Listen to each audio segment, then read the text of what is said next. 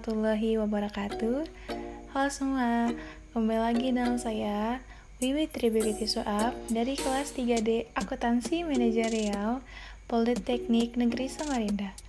Kali ini saya akan membahas materi bab 7, yaitu penerimaan penugasan dan pemahaman terhadap bukti audit. Materi pada bab ini ada 10. Yang pertama, penerimaan penugasan dan mengevaluasi integritas manajemen. Yang kedua, mengidentifikasikan kondisi khusus dan risiko yang tidak biasa perencanaan audit. Yang ketiga, menghimpun memahami bisnis klien dan industri klien. 4. Melakukan prosedur analitis. Kelima, materialis, resiko, dan strategis audit pendahuluan. Yang keenam, materialitas tingkat laporan keuangan. Ketujuh, komponen resiko audit. Kedelapan, tujuan audit. Kesembilan, bukti audit. Dan yang kesepuluh, jenis bukti audit. Kita masuk ke materi pertama, penerimaan penugasan dan evaluasi integritas manajemen. Ada 4 langkah yang harus dilakukan dalam mempertimbangkan setiap permintaan audit. Yang pertama, mengevaluasi integritas manajemen. Yang kedua, mengidentifikasi kondisi khusus dan risiko yang tidak bisa. Ketiga, menilai kemampuan auditor untuk memenuhi standar umum auditing. Yang keempat, menyiapkan surat penugasan audit. Ada beberapa penyebab ketidakpuasan klien terhadap kantor akuntan publik lama. Yang pertama, klien merasa fee kantor akuntan lama terlalu tinggi.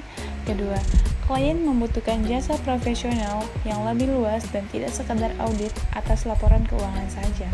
Ketiga, klien mencari kantor akuntan publik yang kredibilitasnya tinggi untuk meningkatkan kredibilitas laporan keuangannya di mata para pemakai. Dan yang keempat, tuntutan suatu lembaga berwenang. Ada 3 hal penting yang harus dipertimbangkan sebelum menerima penugasan. Yang pertama, tanggung jawabnya terhadap publik, yaitu independensi, integritas, dan objektivitas.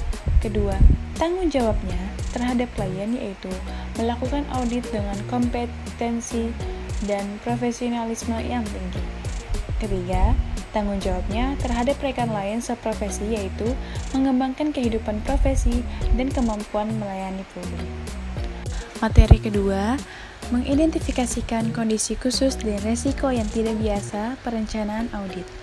Ada 3 langkah yang dilakukan, yaitu 1. Mengidentifikasikan pemakai laporan keuangan auditan. Kedua, menentukan prospek stabilitas hukum dan keuangan klien.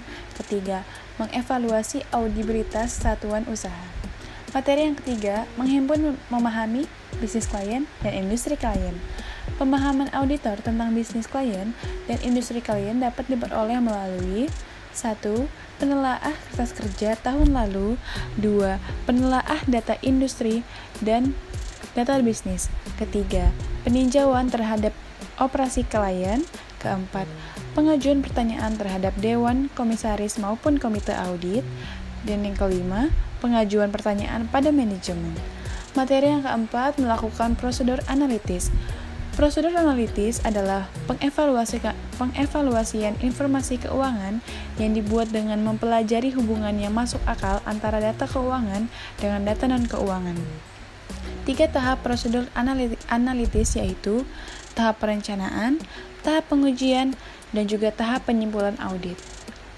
Kita masuk ke materi yang kelima, materialis, resiko, dan strategi audit pendahuluan.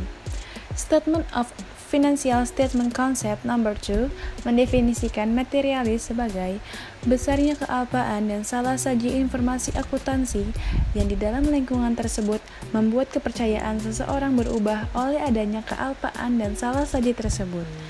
Tingkat materialis dapat berubah-ubah karena kondisi kelilingnya yang mempengaruhi perusahaan tersebut berubah.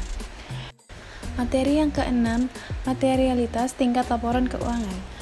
Auditor menentukan materialitas tingkat laporan keuangan karena pendapat auditor tentang kewajaran adalah mengenai laporan keuangan secara keseluruhan dan tidak sepotong-sepotong. Pengalokasian materialitas dapat dilakukan dengan 3 cara, yaitu besar relatif akun, kedua besar variabel akun, Dan yang ketiga, pertimbangan profesional. 7 komponen resiko audit. 1. Resiko bawaan, yaitu kerentanan suatu asersi terhadap salah satu materialitas dengan asumsi ada kebijakan dan prosedur struktur pengendalian intern yang terkait. Kedua, resiko pengendalian, yaitu resiko salah saji materialis yang dapat terjadi dalam asersi, tidak dapat dideteksi maupun dicegah secara tepat perusahaan.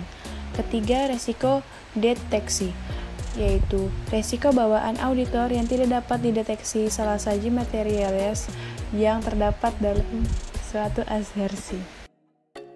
Materi ke-8, tujuan audit dan bukti audit.